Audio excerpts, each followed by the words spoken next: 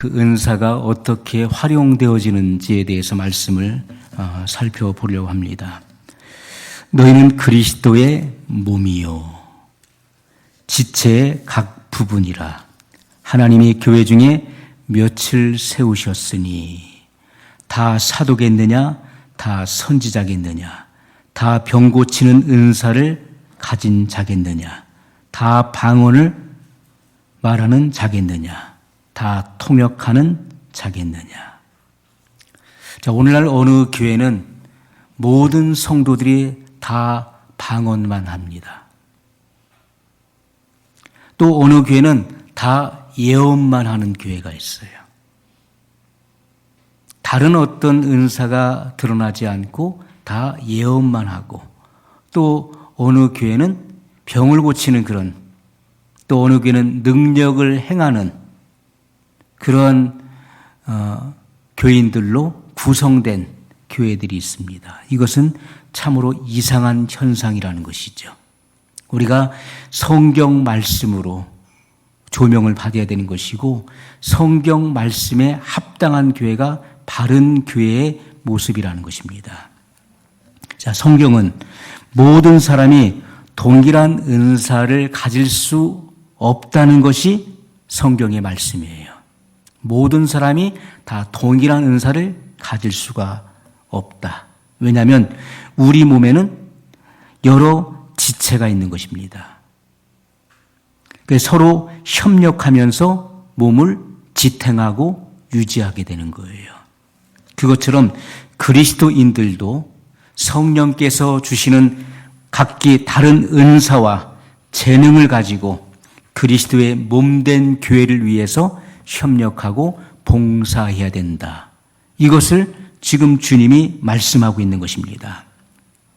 자, 사도 바울은 성령의 은사에 다양한 종류가 있지만은 대부분의 은사는 하나님의 진리의 말씀과 깊은 연관성을 가지고 있다는 것을 지금 증거하고 있는 것이죠. 우리가 고린도전서 12장 8절로 10절을 보게 되면은 어떤 이에게는 성령으로 말미암아 지혜의 말씀을, 자, 고린도전서 12장 8절로부터 우리가 10절까지의 말씀을 보게 되면은 성령의 9가지 은사를 열거하고 있는데, 그 중에 첫 번째 나타나는 은사가 지혜의 말씀이에요. 누구로 말미암아 주어집니까? 성령으로 말미암아 지혜의 말씀을, 이렇게 증거하고 있어요. 성령의 9가지 은사를 열거하면서 하나님의 말씀의 양식을 지혜롭게 나누어 주는, 그리고 복음을 명확하게 증거하는 은사를 첫 번째로 언급하고 있다는 것입니다. 자, 그러면 나는 신학을 했고 나는 또 나름대로 성경을 열심히 파고 연구했으니까, 다양한 책들을 설립해서 나는 많은 지식을 가지고 있으니까 이 지식을 나는 전달할 수 있고, 그럼 나는 지혜 은사를 가진 사람이겠네 라고 말할 수 있어요. 그러나 이것은 은사를 말하는 것입니다. 은사인데 이것은 반드시 내적인 성숙과 영적인 통찰을 드러내는 은사라는 것입니다. 내면의 질서가 확립되지 않으면 안 돼요. 내면이 공허하고 혼돈하면 안 돼요. 흑암이 깊음에 있어서는 안 되는 것입니다. 내면이 복잡하고 내면이 흑암 가운데 있는데 어떻게 하나님의 그 깊은 것을 드러낼 수 있겠습니까? 내면의 질서가 확립되어야 되는 것이고, 내면에 성숙이 있어야 되는 것이고, 그리고 깊은 통찰이 있어야 된다는 것이죠. 영적인 통찰을 드러내는 것, 그래야만 하나님의 깊은 것을 드러낼 수 있게 되는 것입니다. 이것이 바로 지혜의 말씀을 받은 자예요. 자, 우리가 사람이 거듭남을 경험하고 성령을 체험하게 하는 그 요인도 복음의 진리를 바르게 전달해야 이루어질 수 있는 것이죠. 우리가 이 복음의 진리, 구원받을 수 있는 이 복음의 진술을 명확하게 증거하지 못한다면 구원받을 자가 없게 될 것입니다. 구원이 무엇인지, 진리의 핵심이 무엇인지를 명확하게 그것을 증거해내지 못한다면 이 땅에는 구원받을 자가 나올 수 없다는 거예요. 성령을 체험하는 것도 우리가 어떻게 해야 성령을 체험하는 것인지, 그리고 성령을 체험한 그 확실한 증거가 무엇인지, 무엇으로 증명이 되는 것인지, 이런 것을 입증해내는 것, 그것이 바로 지혜의 말씀의 은사라는 것입니다. 그렇기 때문에 지혜의 말씀의 은사는 그 어떤 은사보다도 중요하다는 것이죠. 그러므로 말씀을 가르치고 전하는 은사 중에 첫 번째로 등장하고 있는 것입니다. 갈라디아서 6장 6절에 보면 가르침을 받는 자는 말씀을 가르치는 자와 모든 좋은 것을 함께하라, 그렇게 말씀하고 있습니다. 자, 두 번째, 고린도전서 12장 8절에 보면 어떤 이에게는 같은 성령을 따라 지식의 말씀을, 자, 두 번째 성령의 은사도 진리에 대한 지식을 나누는 은사로 드러나고 있습니다. 이것은 거룩한 것을 이해하고 이론적으로 또 구체적으로 가르치고 전달하는 능력을 의미하는 것입니다. 성경은 거룩한 것을 개에게 주지 말며 진주를 돼지에게 주지 말라고 말씀하셨어요. 거룩한 것은 바로 하나님의 진리, 말씀을 의미하는 것입니다. 아무리 거룩한 것이라도 개에게 주면은요, 그것을 발로 밟고 망가뜨리는 것입니다. 그것을 귀히 여기지 않는 거예요. 그러므로 지식의 말씀의 은사를 받은 사람들은 거룩한 것을 이해하게 되는 것입니다. 하나님의 이 거룩한 말씀의 의미를 이해하고 또 이론적으로 또 구체적으로 그것을 가르치고 전달할 수 있는 능력을 얻게 된다는 것이죠. 자, 우리가 누가복음 10장 25절로 26절에 오면 어떤 율법사가 일어나 예수를 시험하여 가로되 선생님, 내가 무엇을 하여야 영생을 얻으리이까? 자, 한 율법사가, 이 사람은 율법에 능한 사람이에요.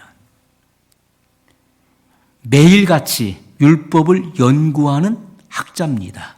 이 율법사가 일어나서 예수님을 시험하여 말하는 것입니다. 선생님, 내가 무엇을 하여야 영생을 얻으리까? 이렇게 질문했을 때 예수님께서 이렇게 말씀하십니다. 예수께서 이르시되 율법에 무엇이라 기록되었으며 내가 어떻게 읽느냐? 굉장히 중요한 말씀이에요. 율법에 무엇이라 기록되었으며 내가 어떻게 읽느냐? 무엇을 읽는 것입니까? 말씀을.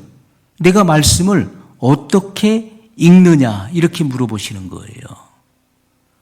우리가 하나님 말씀을 매일같이 읽어야 됩니다. 왜냐하면 그 말씀은 우리의 영의 양식이기 때문에 사람이 떡으로만 살 것이 아니요 하나님의 입으로 나오는 모든 말씀으로 살 것이니라.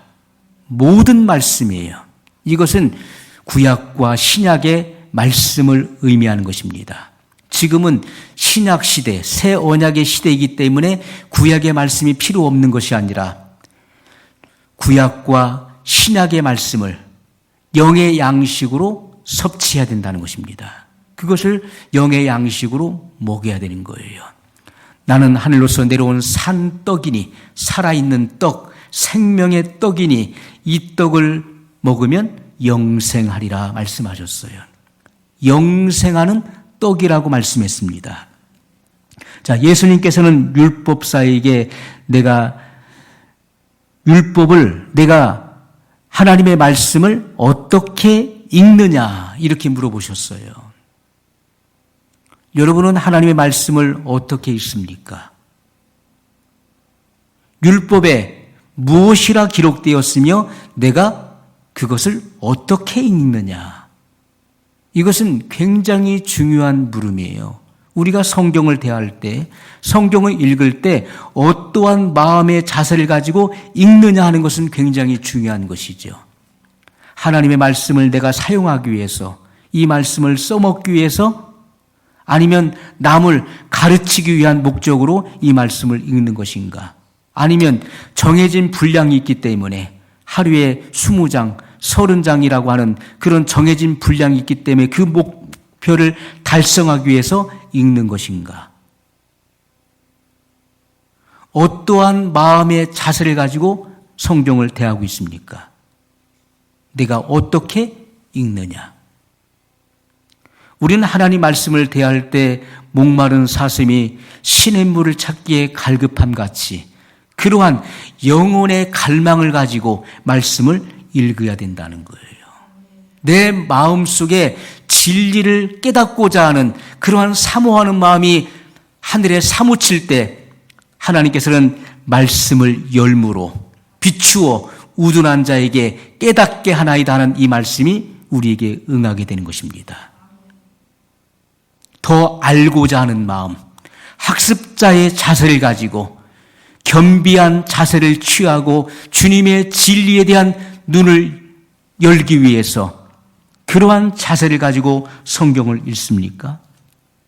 정말 간절하고 더 나아가서 절박한 심정을 가지고 성경을 대하고 있습니까?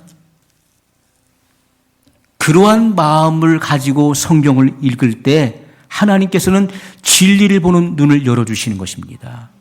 시편 기자는 고백하기를 내 눈을 열어 주의 법에 귀한 것을 보게 하소서라고 그는 갈망하는 마음을 드러냈습니다. 내 눈을 열어. 이 어둡고 혼미한 눈을 열어서 주의 법에 귀한 것을 보게 하소서. 진리를 보게 해달라는 거예요. 성경을 밤낮 들여다본다고 해서 진리가 드러나는 것입니까? 주님은 분명히 우리에게 말씀하고 있는 거예요. 율법에 무엇이라 기록되었으며 내가 어떻게 읽느냐. 우리가 어떠한 마음의 자세를 가지고 성경을 대하고 그 성경을 읽느냐에 따라서 성경은 열리기도 하고 닫히기도 하는 것입니다. 그 읽는 마음의 자세가 중요하다는 거예요. 이 율법사는 예수님을 시험하기 위해서 이 같은 질문을 한 것입니다. 선생님, 내가 어떻게 하여야 영생을 얻으리이까? 이 사람은 성경을 읽는 자세가 돼 있지 않은 것입니다. 예수님을 시험하기 위해서 또는 자기를 자랑하고 자기의 학식을, 지식을 드러내기 위해서 또는 회당에서 남을 가르치기 위해서 성경을 읽은 사람이었던 것이죠. 이런 사람에게는 진리가 드러나지 않는다는 것입니다. 내가 어떻게 읽느냐? 여러분, 우리가 같은 성령을 따라 성령으로 말미암아 지혜의 말씀을, 어떤 이에게는 같은 성령을 따라 지식의 말씀을 이렇게 기록하고 있는 것이죠. 같은 성령의 역사라는 것입니다.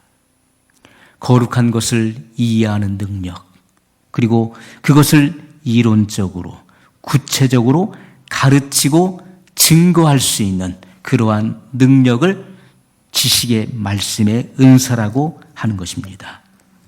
세 번째, 다른 이에게는 같은 성령으로 믿음을, 9절에 그렇게 말씀하고 있어요. 같은 성령으로 믿음을. 세 번째로 믿음의 은사를 증거하고 있습니다. 데살로니가후서 2장 3절에 보면 믿음은 모든 사람의 것이 아님이라 이렇게 말씀했어요. 믿음은 내가 가져야 되겠다, 내가 믿음을 갖고 싶다라고 해서 그 믿음이 저절로 생겨나는 것은 아니죠. 성경은 분명히 증거하고 있습니다. 믿음은 모든 사람의 것이 아님이라. 에베소 2장 8절에 너희가 그 은혜를 인하여 믿음으로 말미암아 구원을 얻었나니 이것이 너희에게서 난 것이 아니요 하나님의 선물이라. 자, 믿음은 내게서 나온 것이 아닙니다. 저절로 발생한 것이 아니에요. 믿음은 하나님의 선물이라 이렇게 말씀하고 있어요. 자, 여기에서는 믿음의 은사를 지금 말씀하고 있는데요. 이 믿음은 나의 노력이나 의지로 만들어낼 수 있는 것이 아니라는 것을 분명히 말씀하고 있어요. 그러면 이 믿음은 어떻게 발생되는 것입니까? 자, 성령님께서 우리의 마음의 진리의 빛을 조명해 주실 때, 그때 이 진리를 깨닫고 이 진리를 깨달을 때 그때 내 마음에 확신이 오는 거예요. 말씀을 들어도 깨닫지 못하면 확신이 생길 수가 없는 것입니다. 항상 들으나 깨닫지 못하는 자는 구원에 이를 수 없다고 말씀하고 있는 것이죠. 항상 들으나, 듣기는 듣는데 깨달음이 없는 사람은 구원에 이를 수가 없습니다. 진리에 도달할 수가 없는 거예요.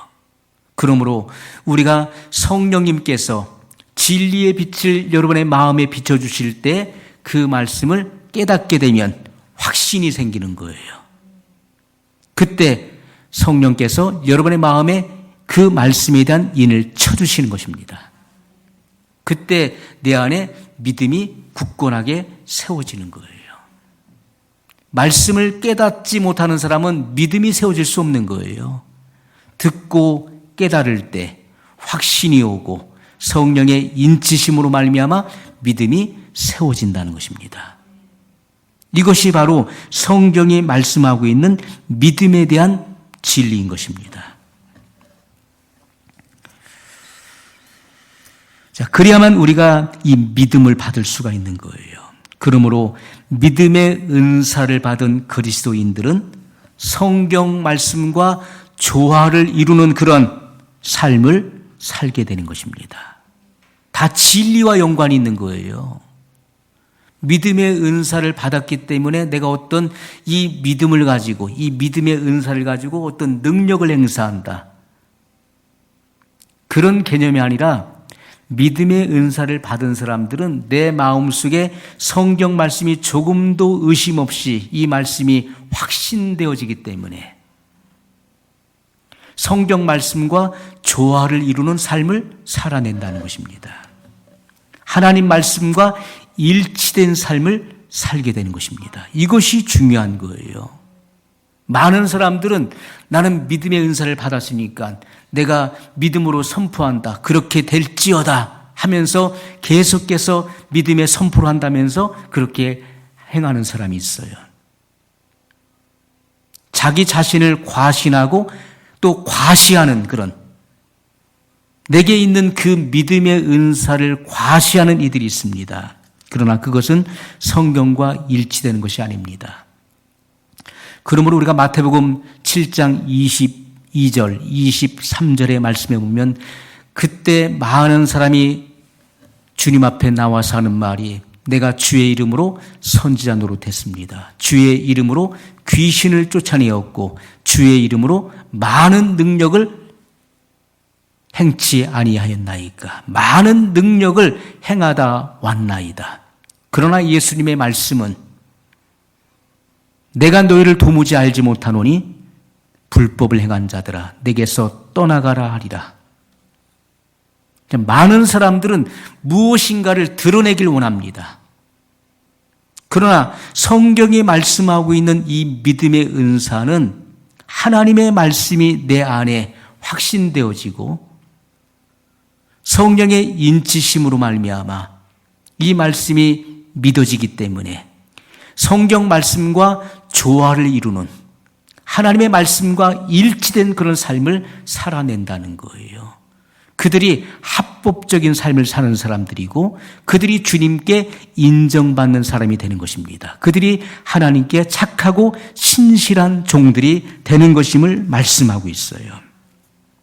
오늘날 많은 사람들은 능력을 행함으로써 사람들의 인기를 모으려고 합니다.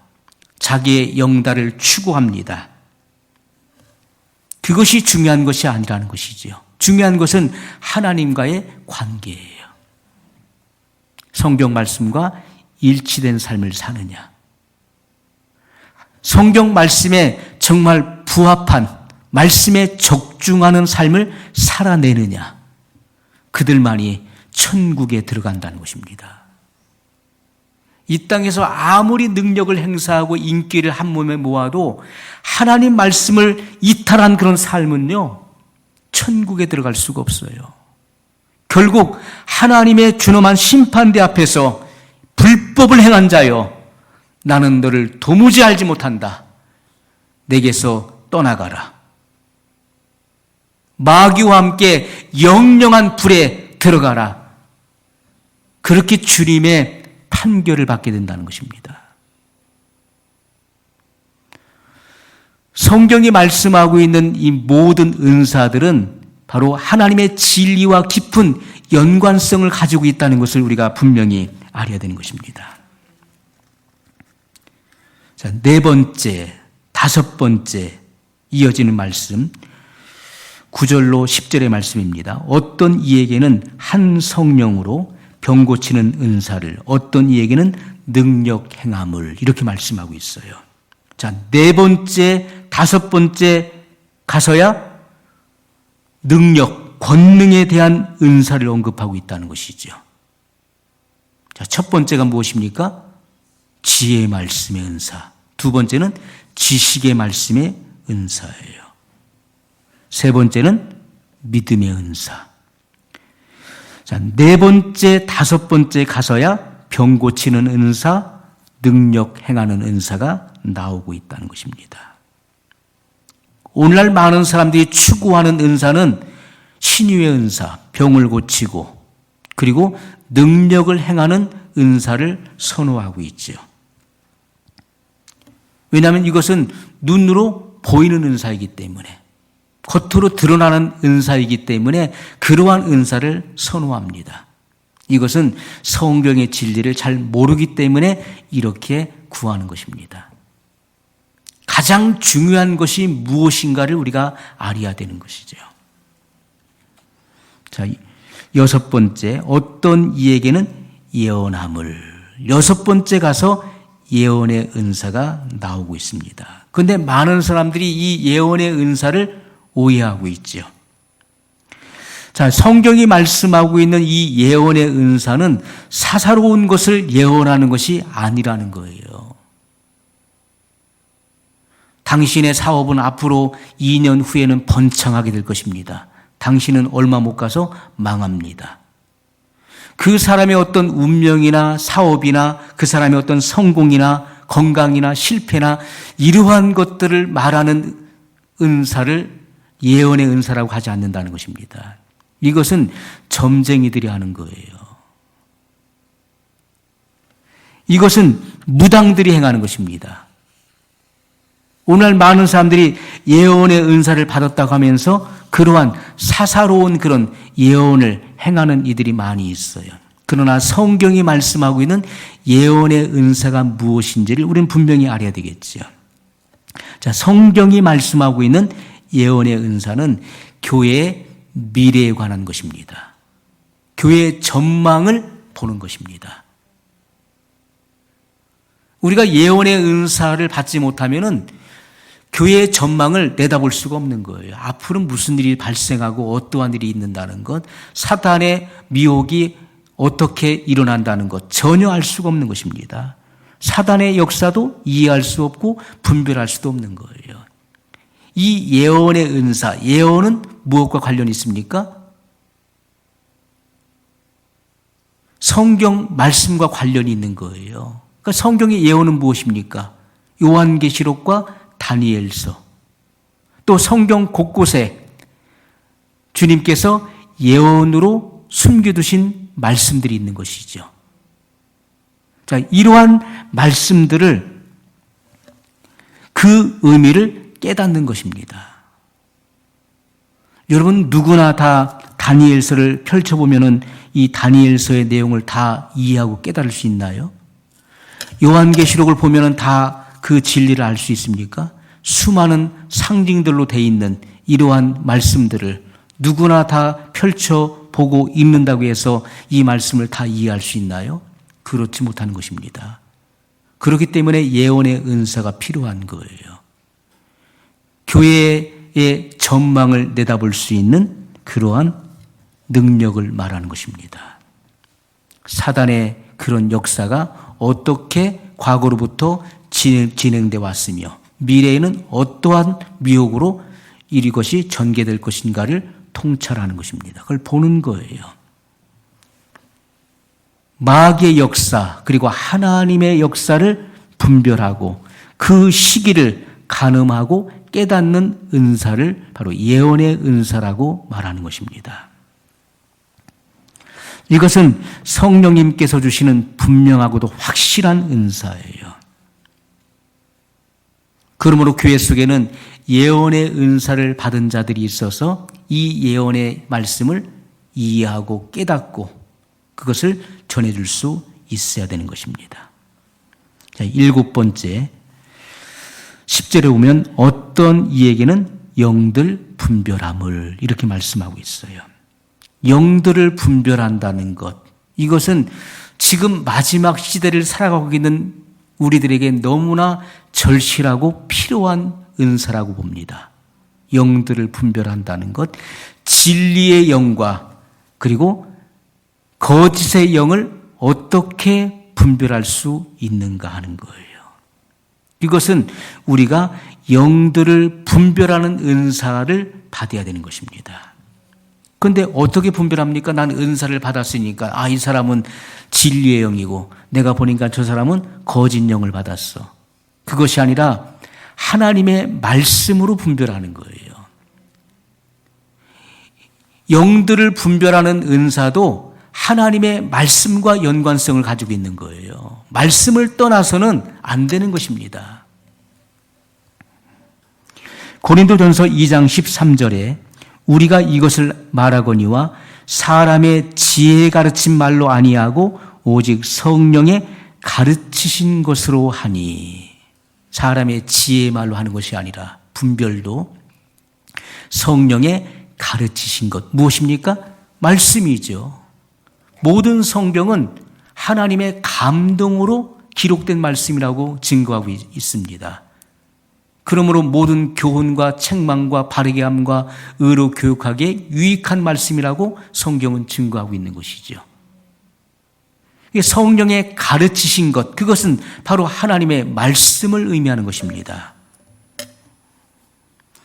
오직 성령의 가르치신 것으로 하니 신령한 일은 신령한 것으로 분별하느니라. 모든 영적인 그런 세계, 영적인 경험과 현상과 그리고 영적인 모든 체계를 신령한 것 하나님의 말씀으로 분별하느니라. 그러므로 우리가 이 영들을 분별하는 은사는 하나님의 말씀과 깊은 연관성을 가지고 있어요. 그래서 모든 분별은요, 하나님의 말씀으로부터, 말씀에 근거하여 이 은사가 작동된다는 것입니다. 이 은사가 활용된다는 거예요. 그러므로 우리는 날마다 하나님 말씀을 깊이 있게 살펴봐야 되는 거예요. 말씀을 어느 날에는 보고 어느 날에는 쉬고 해서는 안 되는 것입니다. 말씀을 영의 양식으로 항상 취해야 되는 거예요. 그 말씀을 새 것과 옛 것이 내 마음의 곳간에 담겨져 있어서 이것을 자유자재로 꺼내어서 이 영의 양식을 필요한 자에게 때를 따라 나눠줄 수 있는 자가 되어야 되는 것입니다. 그것이 천국의 제자된 서기관들이에요. 그러한 사람들이 마지막 시대 하나님의 지혜로운 종들이라고 말씀하고 있는 것입니다.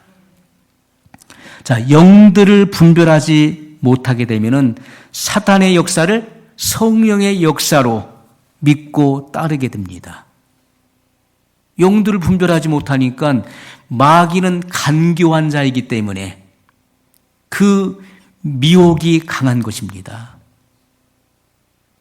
우리가 진리를 통해서 영들을 분별해내지 못하면은 마치 사단의 역사를 성령의 역사로 알고 따라가게 돼 있어요. 그것을 믿고 따라가게 돼 있습니다.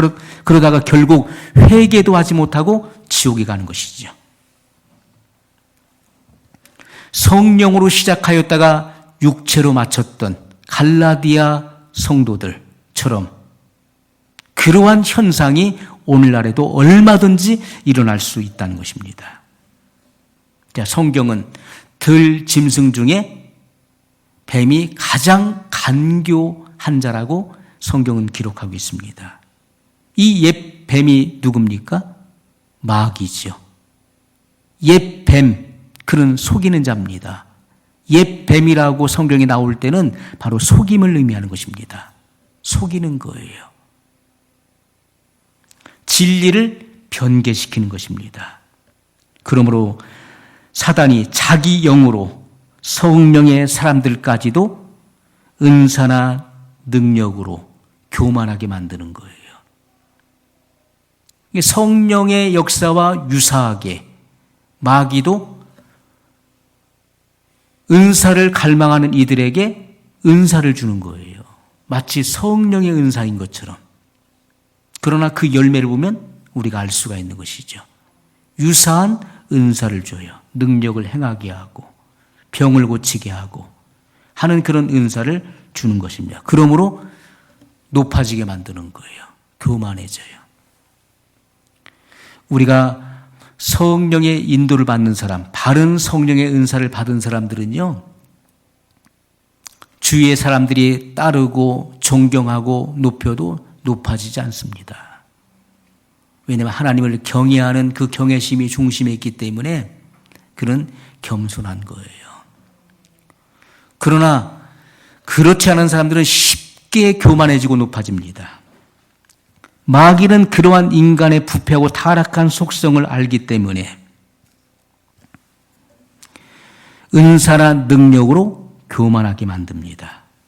그리고 잘못된 교리와 지식으로 미혹하지요. 다른 길을 가게 한다.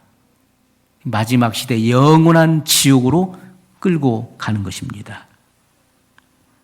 그러므로 우리는 그들이 증거하는 복음과 가르침이 성경 말씀과 일치하는가를 봐야 되는 거예요. 그들이 증거하고 가르치는 복음이 성경과 일치하는가? 그렇다면은 그들은 하나님이 보내신 종이에요. 그렇지 않다면 다른 영을 받은 자라는 것입니다.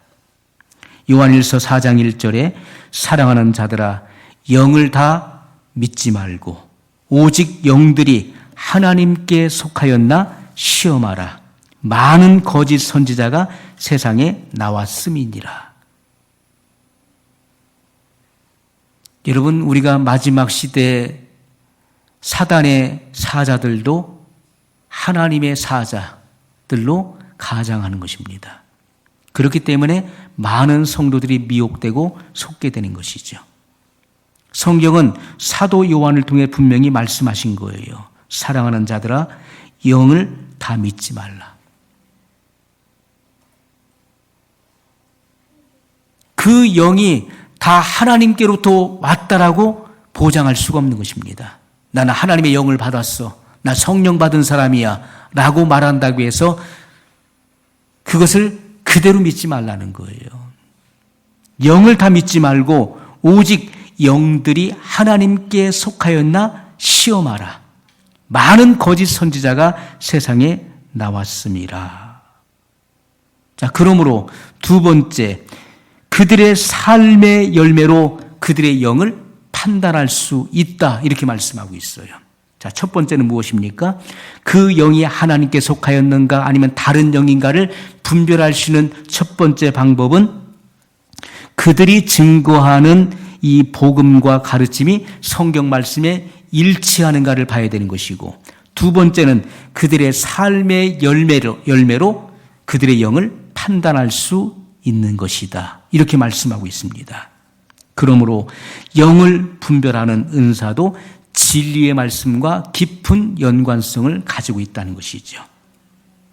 하나님의 말씀과 예언에 대한 정확한 지식이 없다면 결단코 영을 분별할 수 없습니다.